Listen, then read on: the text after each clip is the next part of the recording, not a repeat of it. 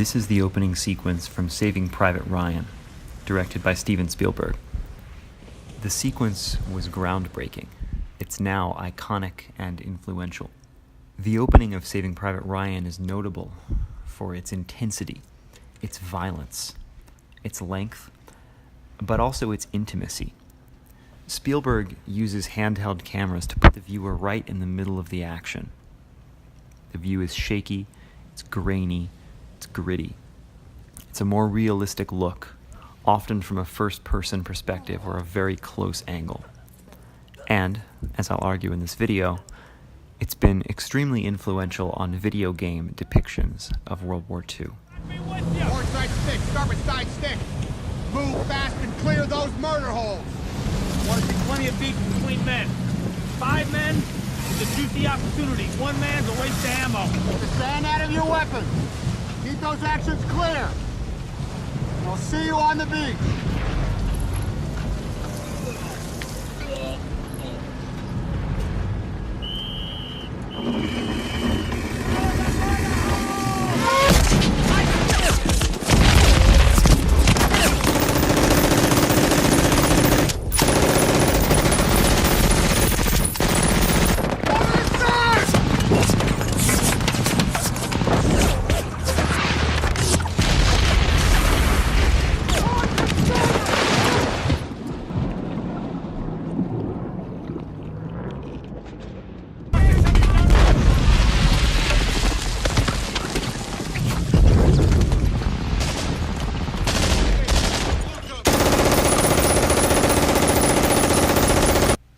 This next clip is from a game. It's from Medal of Honor Allied Assault, which was released by EA in 2002. You'll notice a lot of elements that are directly indebted to the opening sequence of Saving Private Ryan, from the opening caption to the opening shot inside of a landing craft, even to the monologue that the boat's commanding officer is going to deliver. We then switch to a first-person perspective, where the player relives the invasion of Omaha Beach, enacting many of the same scenes that we see in Saving Private Ryan.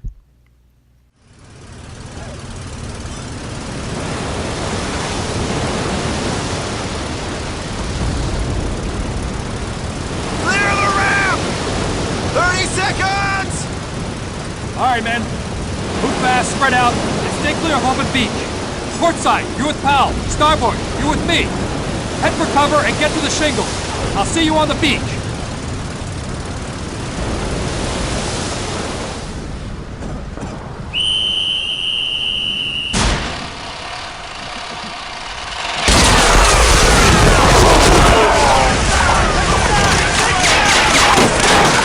Can't take the beach without tech support, sir!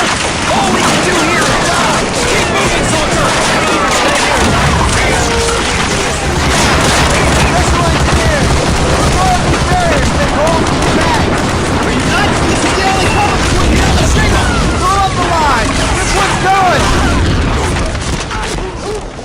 Now, this direct echo is one very obvious type of intertextuality. Medal of Honor Allied Assault is directly playing off of Saving Private Ryan. It's reenacting many of the same scenes, giving us the same images, even very, very similar dialogue. Broadly speaking, Hollywood's depictions of World War II have come to be extremely influential over the ways that video games have presented this great conflict. Let's turn to the music. This is the opening credits from HBO's miniseries Band of Brothers from 2001, produced by Spielberg, often thought of as a spiritual sequel to Saving Private Ryan.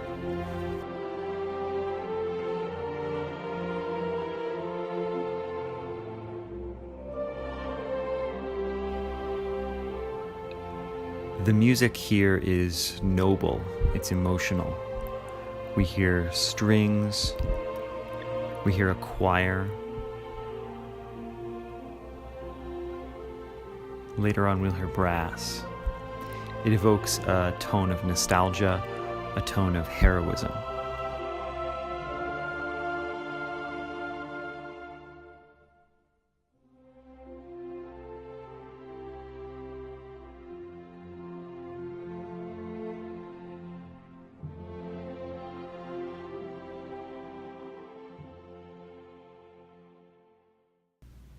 Next, let's listen to the introduction from a video game.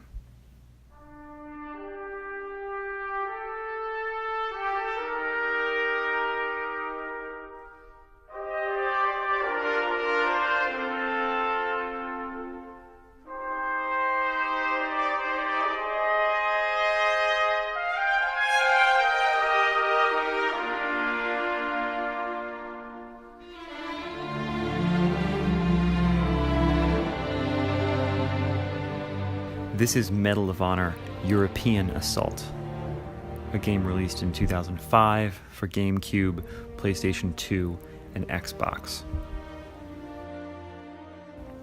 Here we again hear dramatic strings, we hear an emotional tone,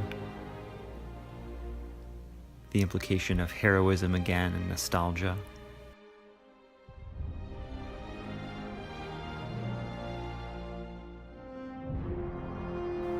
The kinds of sounds we've come to associate with World War II are being very clearly reflected here. Those sounds are passing directly from the pens of famous film composers like John Williams or Michael Kamen, and they're coming out in video game scores. To paraphrase Günter Grass, war movies make you think of other war movies. And it's no coincidence that someone like Michael Giacchino cut his teeth doing video game soundtracks before moving into TV and eventually Hollywood, scoring films like Rogue One, the Jurassic Park reboots, the Star Trek reboots.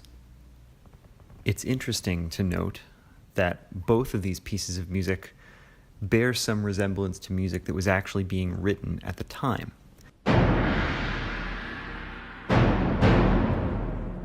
Take, for example, Aaron Copland's Fanfare for the Common Man. It was written in 1942, directly in response to America entering the war after Pearl Harbor in December 1941.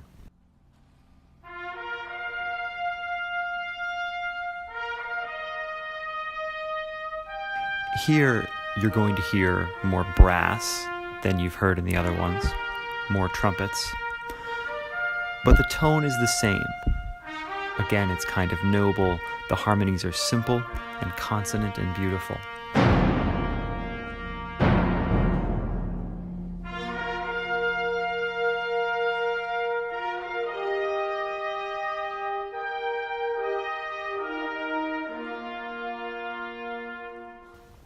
Clearly, the composers for Band of Brothers, Saving Private Ryan, the Medal of Honor games, the Call of Duty games, or the early ones at least. Clearly they're responding to the musical tone and the musical tropes that we've long since come to associate with World War II, with nobility and heroism, with a war in which there were unequivocal good and bad sides. With that in mind, I think it's interesting to take as a contrast other games depicting modern conflicts. Let's look at Call of Duty Black Ops.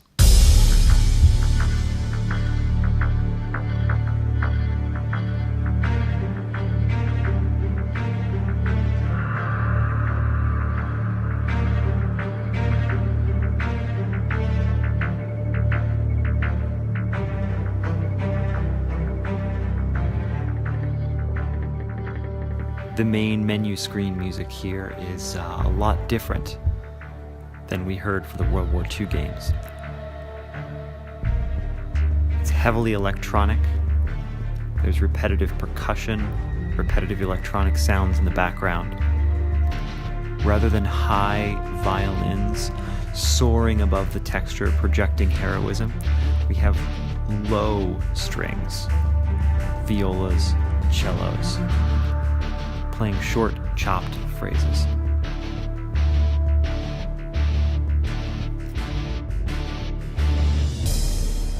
It seems to be a musical depiction of a conflict that is more gray, the various conflicts in the Middle East and North Africa that have been a fixture in American foreign relations since 9/11.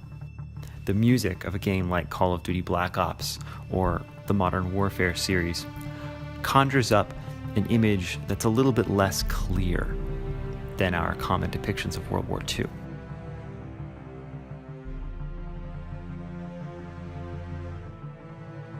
Finally, it's interesting to circle back and look at Hollywood one last time. We'll change genres slightly. I'd like to look at a spy movie. The Jason Bourne movies from the last decade are very different from the Cold War certainty of a series like James Bond, the suave spy accompanied by loud, brassy bursts and jaunty electric guitars as he drives his Aston Martin and drinks martinis. Jason Bourne is a different kind of spy in the 21st century, and the music reflects that. In much the same way as Call of Duty depicts a morally gray universe, so too does the soundtrack of Jason Bourne. Again, we hear electronics. We hear a dense web of percussion, different percussion instruments from different cultures. We hear a synthesized bass line, repetitive middle and low register strings, aggressive staccato bursts breaking up the rhythm.